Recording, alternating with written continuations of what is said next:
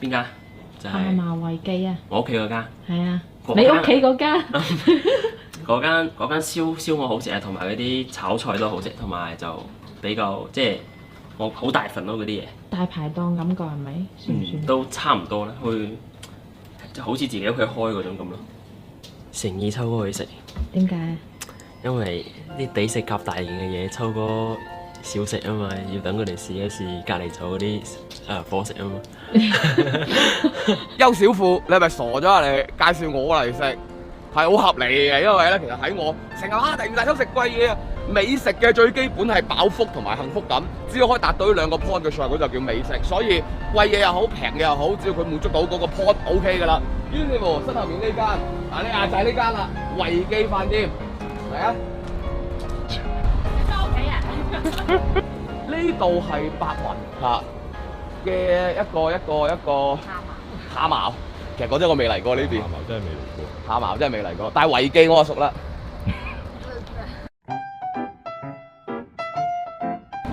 長江維記，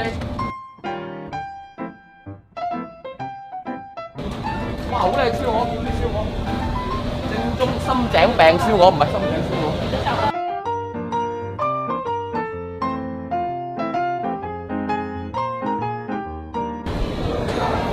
好多人啊！冇位啊！我哋而家係入咗嚟之後冇位啊！大家先打先啊！哦，等下先，跟住啦，又要跟住啦，係啦。我十分後啦，3號啊！星期一嘅中午12點鐘，八成嘅上座率啊，好旺場下喎，可以喎。寫嘢啊，唔該。聽唔到啊！即係呢間餐廳咧，又係屬於嗰啲咧大間但冇乜窗，啲聲焗晒入邊嗰啲咧，基本上係我講嘢係聽唔到㗎。對，燒鵝有嗎？現在？剛燒出來啊！要一粒，我要下裝，我要下裝，左髀最好就。有冇果汁豬？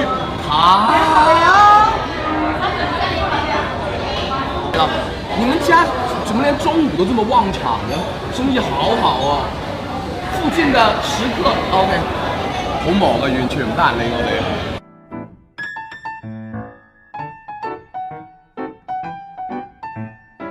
簡稱叫文房四寶。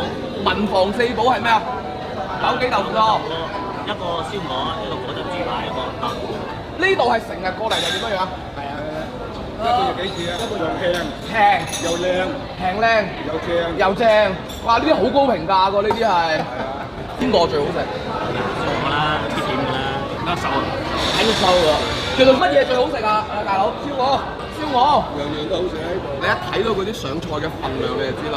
廿雞，咁大兜炒牛河，嗱女，交俾你啦嚇。按照啱先嗰位哥哥仔講嘅文房四寶，咁啊先上咗一樣啫，而家試下先果汁豬扒。嗱，睇上去就好似同我哋以往食嗰啲果汁豬扒啲唔一樣啦。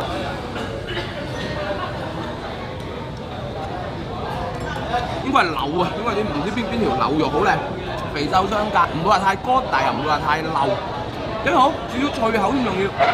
即係同我以往食嘅嗰個豬扒有一個唔同咧，就係我以往食嗰啲係油炸嘅，包個殼點樣樣，佢呢個似乎就唔係啦，反而多啲鑊氣，有鑊氣之餘，菠蘿嘅酸蜆汁都有一個作用附和咗喺嗰嚿肉上面，食起身嘅時候，酸酸甜甜，開胃嘢嚟嘅，幾好。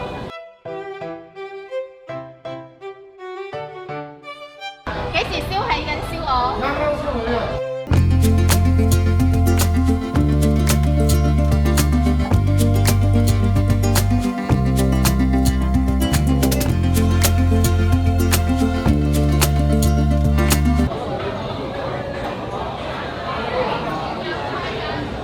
從嗰次倫爺我同你年初9嗰日去芳村食過嗰個新鮮碌鵝之後，我就知道咗新鮮鵝同做定啲鵝有咩唔同。呢啲應該相對算新鮮嘅燒鵝嚇，肉會零舍嫩一啲，呢個係好少見嘅。你話食白切雞見紅係好正常啊，但係燒鵝見紅我第一次見，但係冇問題喎，好嫩口喎，食起身嗰種滑溜感，有少少似雞肉添啊！你咪話，應該就食落口個説話其實會有鵝肉自己嘅甜味啦，因為佢係新鮮嘢可以做得出嚟嘅。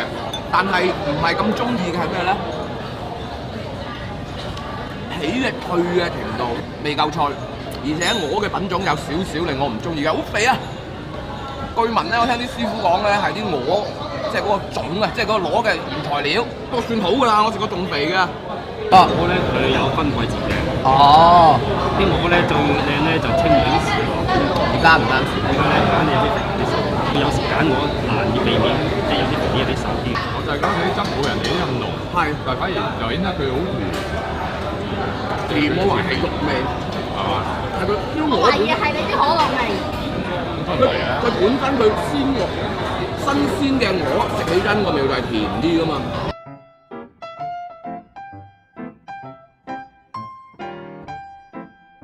75蚊一例燒我就均價咁滯㗎啦。你話喂，我樓下有啲仲平嘅噃，咁啊咁亦都有仲貴嘅，係咪先呢啲嘢？合理嘅價錢。好啦，36蚊嘅一款煎釀豆腐。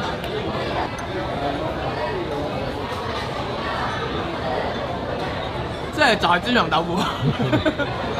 嗱，佢又唔會話零舍滑，又唔會零舍有豆香嚿豆腐啊。嚿肉就係點綴下咯，唔係唔好食咯，唔會啊，幾好啊，滑滑溜溜咁咯。你明啦，就係一個豬油豆腐煲36蚊啊。其實一開始我見到個樣都覺得可能係普普通通，睇落感覺就比較膠啊，唔係好多米嗰種。男人老狗嘅啫，屎乜都唔識。好普通，但係佢又抵啊嘛，咁大份算係咁樣啦。20蚊喎。係啊，20蚊咁大份，對得起個價錢。350左右。我250左右。好旺場喎，夜晚到喎，旺到咩程度啊？星期六日嘅話咧就好似春樂，你好凡爾賽嘅啫，老細，我好中意你呢樣嘢嘅啫。6點鐘開始排隊，啊哈。一路咁排到8點半。即係點講咧？你話啲嘢好出類拔萃唔敢講，即係話性價比高咯。性價比高啦。即係碟頭有咁上下味道啊，食材都新鮮 OK 咁啦。即係257啊！哇！就算係257蚊，老細俾個輕輕俾咗個折頭，250蚊埋單走人。3個人食到一聲，仲要剩好多嘢，呢個係真嘅。該打包咗啦。一間咁樣嘅平價，然之後咧，亦都有佢一定嘅水準出品嘅餐廳，註定咗成為咗附近呢一帶嘅一個街坊飯堂嚟啦，可以試下㗎嚇。最後咧，記住姚大秋帶晒全世界嘅人。